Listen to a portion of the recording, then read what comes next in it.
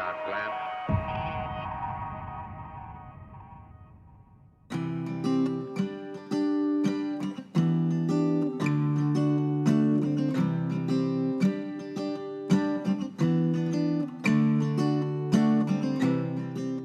When I was a kid, there was no such word as astronaut. I thought it'd be great to be a pilot sometime, but we didn't have enough money for me to take flight lessons. When I was growing up, my dad, one time we drove by a field where there was a plane, an old biplane, open cockpit, taking people up for rides. And so my dad and I went up in that airplane, and I was only about 8 or 9 years old. And I thought that was neat. That was the first time I'd ever been in the air. And to look down on all the houses and the people and cars and things was really something.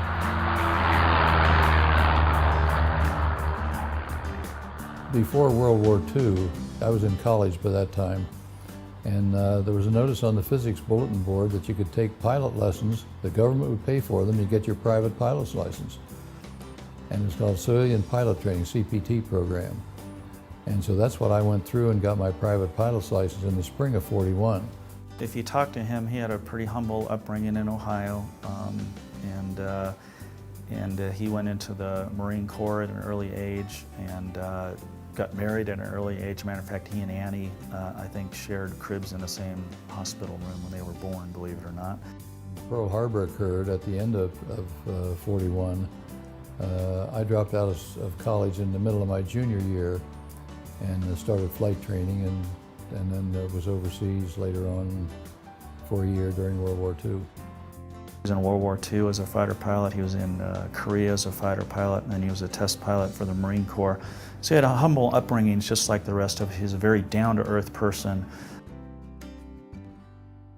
When NASA finally got interested in sending somebody into space, it was such a new thing. It was all very, very secret at that time.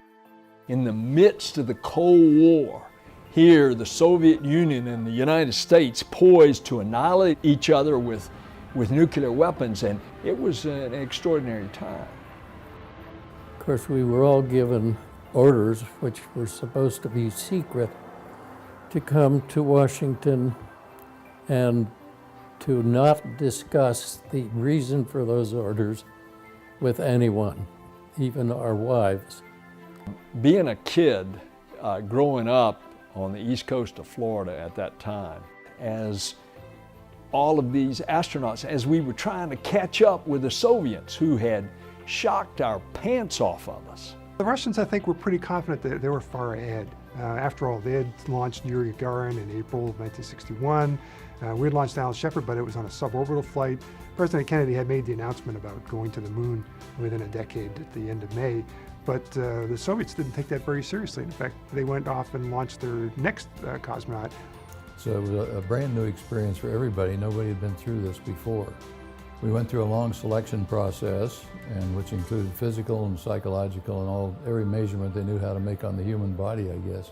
Those early pioneers at the Cape were something else, because not only were they flying by the seat of their pants many times, designing rockets on the back of an envelope, but all the time they were swatting mosquitoes and dodging rattlesnakes and alligators.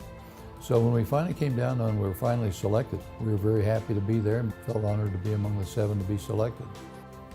The original 7 were, of course, figures that were revered, the engineers who were doing the designs, the launch crews who were doing the day in and day out work, and then the crew shimmying into those little tin cans called capsules that were taking us into the heavens.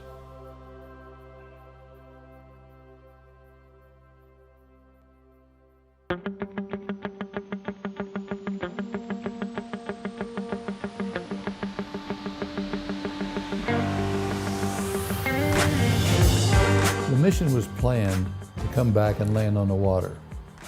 And so we did a lot of water training on it too. So what would happen if you had a leak in the spacecraft after you once hit the water, what the impact would be. If you're underwater, could you get out? We went in the pool, turned the spacecraft with us in it, and it's only a one-person spacecraft at that time, but they turned the thing upside down, then you had to escape from, get out underwater and come up. And training like that tried to train for every possible contingency. But what if you had to land in the outback in Australia, which is one of the places where we went up over one of the tracks of the spacecraft, or across the jungle area of Papua New Guinea, for instance, or Southwest Africa, Namibia, in that area. We trained for all of that too, with desert training, where we went out, were isolated in the desert, and how you would survive for several days before they could pick you up. Trained in jungle training, went down in Panama and Colombia, went in the high canopy jungle and survived for 3 days. And so we did a lot of training that way, so that if was never necessary to come back to Earth on an emergency landing, that you'd be able to survive whatever the conditions were, whether you came down the jungle or the desert or the land someplace. When I got to fly the shuttle, I knew what to expect. I think when John flew his first flight, he didn't know what to expect. And that's a huge difference. Both we and the Soviets at that time were using boosters that had been designed as ICBMs, intercontinental ballistic missiles, for the launch of nuclear weapons around whatever the target might be. Well, then when it came time to put a man into space, we didn't have a separate booster designed just to do that. We used the ICBMs that had been used for a different purpose. That was a big day for America. The Soviets had not only beat us into space with Sputnik, but then they had beat us into orbit with Gagarin before we ever even got Alan Shepard up into suborbit. We were behind in the manned space program as far as ability to lift weight, because we had been better than they were technically. We had been able to make small nuclear weapons, lighter nuclear weapons, and they had to design a booster for their great big Hiroshima type weapons. And so here, when they used that booster for a space program, they could put up a huge amount of weight where we couldn't. Ours were smaller boosters because we had miniaturized nuclear weapons. When John first launched, he was on a brand new rocket, never been to orbit before. We didn't know how humans would react in zero-G. We didn't know whether they'd be able to eat. Some people said their eyes wouldn't focus. All kinds of crazy stories that John told me that they told him before he launched to expect. He didn't believe any of those, and most of them were not true, but we just didn't know back then. The day that I finally went, that was the third time I had actually suited up and been on top, been locked in and ready to go. And it was canceled once by problems with the spacecraft, another time by weather.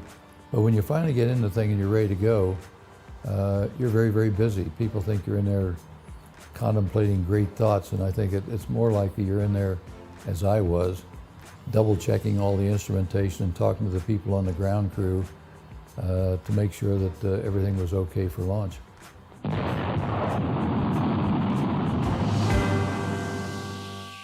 Godspeed, John Glenn. 6, 5, 4, 3, 2, 1, 0. Roger, the clock is operating. We're underway.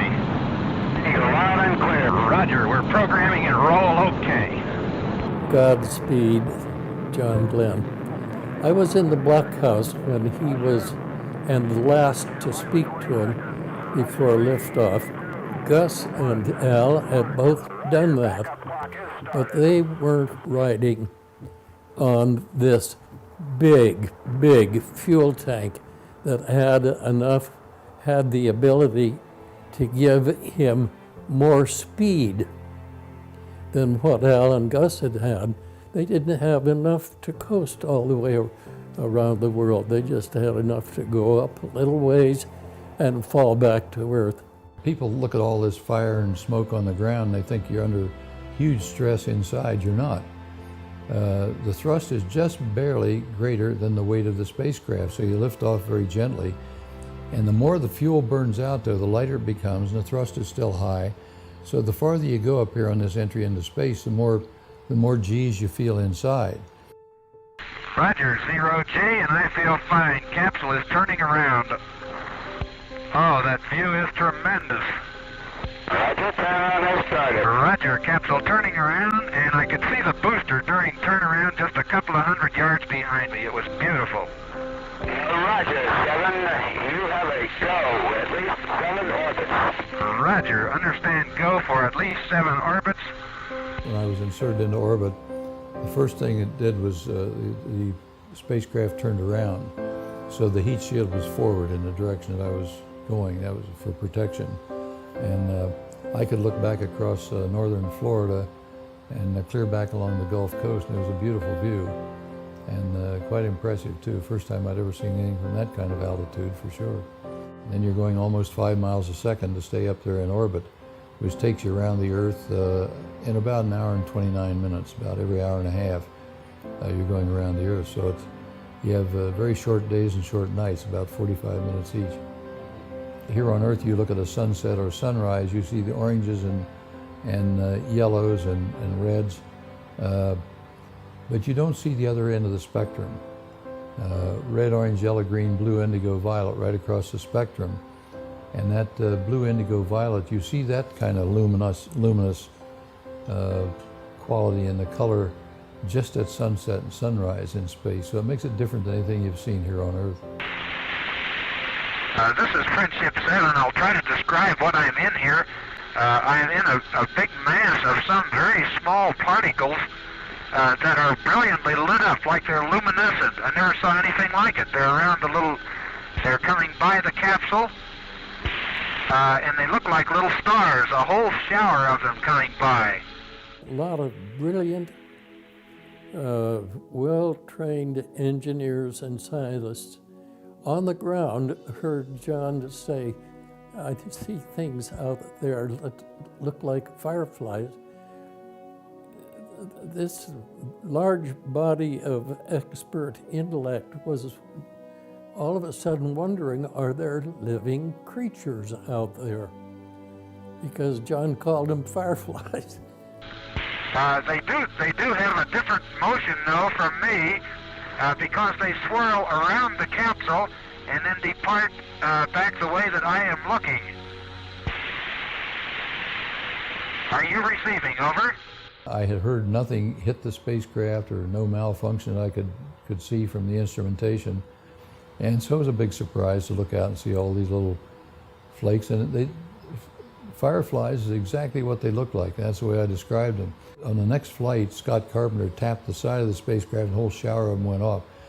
They were flakes of frost that came from the water that the cabin and suit heat exchangers exhausted, and they became inanimate pieces of ice, and it was an interesting discovery.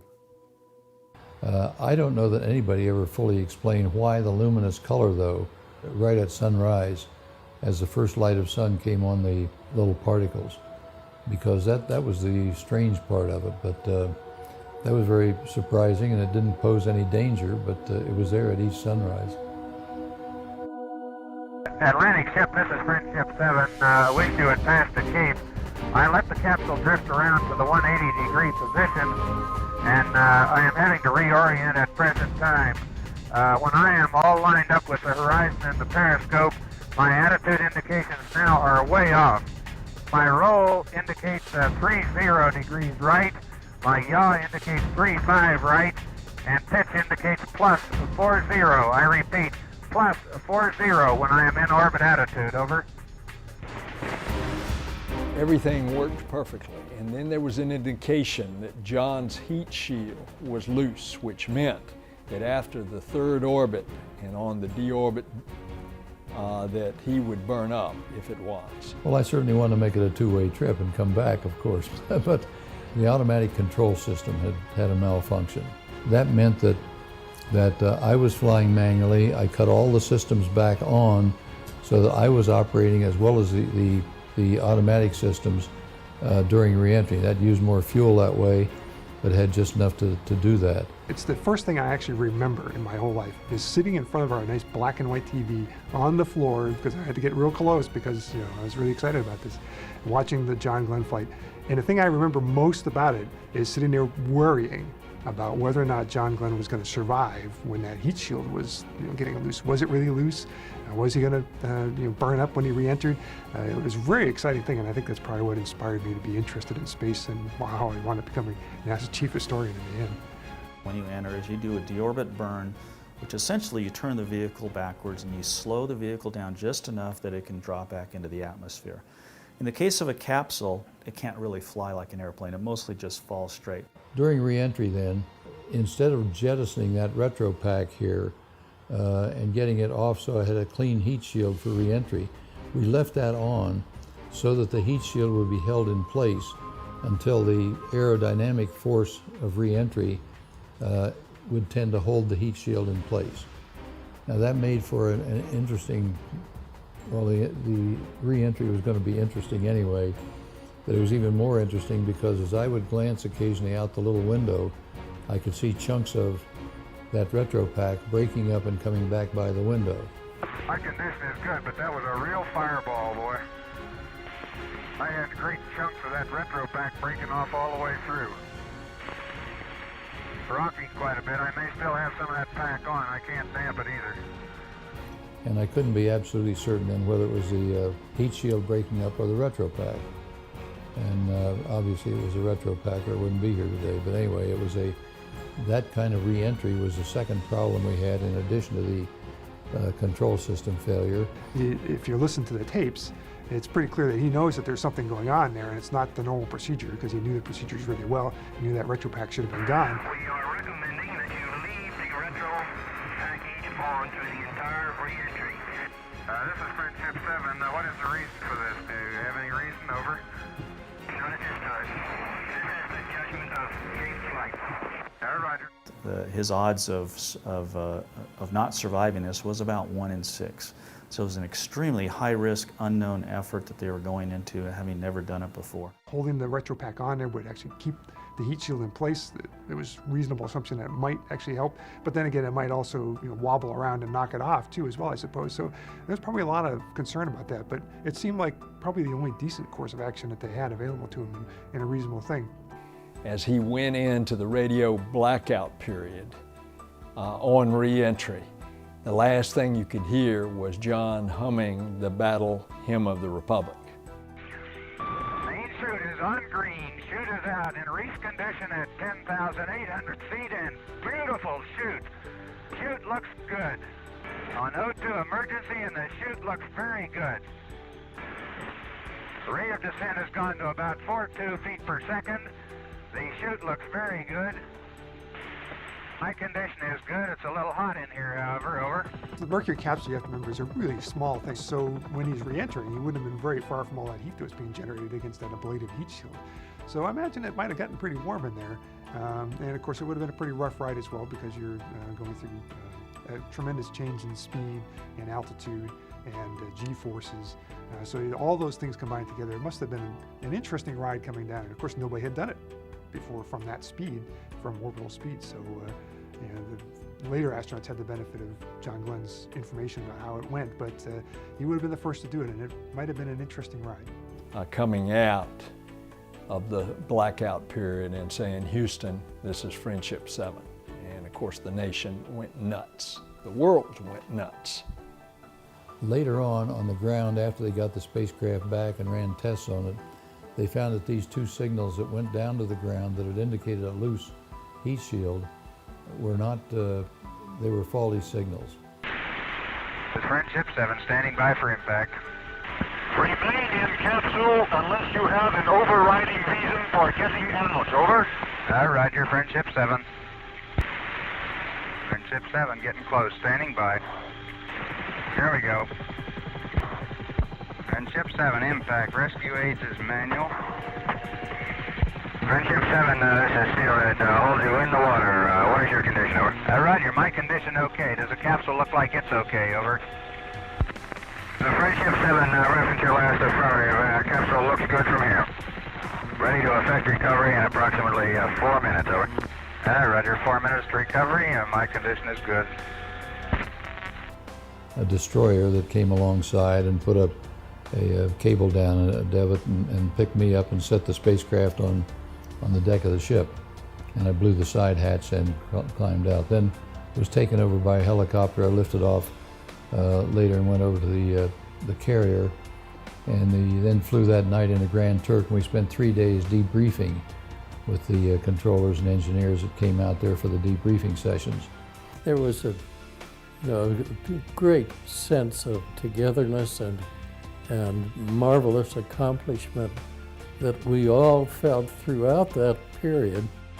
They wanted to have celebrations in Washington, and there was a speech to a combined meeting of Congress, the Senate and House meeting together, and spoke to them and met with the president, and then they had New York ticker tape parade. That was quite an experience. It was like a snowstorm of paper coming down.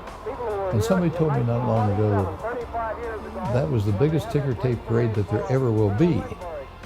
And I said, no, there's always going to be some bigger ticker tape parade. And they said, no, because back then you still had ticker tape and you still had a lot of paper stuff that's not used in offices now. And so now when they have a ticker tape parade in New York, the maintenance people will gather up a bundle of paper and take it up on the roof and toss it over. And the buildings in New York now are built so you can't open the windows even to throw things out. And plus there isn't the same kind of paper in the offices now that we're in a computer time as there were back then. So they measured the tonnage of what the street cleaners pick up after something like that.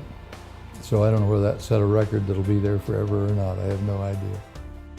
It was a total resounding success. And it was a great, great honor and pleasure to be a part of such a marvelous and successful program. And then President Clinton gave him the chance to fly again. See, President Kennedy wouldn't let John go because he was too much of a national treasure. And so all of those years later, then President Clinton says, John, I want you to go back into space. I'm sure John was tugging on his coattail. So I was very, very surprised to find out that they wanted me to go fly this mission. A huge privilege for me to get a chance to do this and to go fly with this living legend. When he came back in, one of the first things I noticed is that he came back into the space program like he'd never left it, like he hadn't forgotten anything. Time had advanced, but he understood all the principles of space flight, how to do it, what to do, how to train. At the time, he was holding down 2 jobs. He was training for our flight. He was also still in the United States Senate. So he would run back and forth to Washington, D.C. for different meetings and hearings and votes, and then he'd run back and train. He kept up a brutal, brutal schedule that I don't know as I could survive, and I'm a lot younger than he is. Then he had a chance to see and really soak in the sites that he never got a chance to dwell on in his 3 orbits. And if anybody deserved to go at age 77 and to show how the human body at that age can adapt, well, John was the one that deserved to go. A lot of people think of John as an astronaut. Those of us that are with similar backgrounds think of him as a test pilot, may think of him as a fighter pilot. You know, a former Marine, I'm sure as most of his buddies from the Marine Corps consider him. And some of us consider him a senator or a politician. I think his legacy is in all of those areas because quite frankly, he's excelled in all of those areas. He'll be probably always remembered or be most famous for his roles in astronaut. But when I think of John, I don't think of astronaut, I think of all these other things that are associated with John. The greatest compliment I could give to John is that he and Annie are the people you want to live next door to. His legacy really is an example of quite frankly, what an American should be. John Glenn is the all-American boy who became the all-American hero that became the all-American public servant.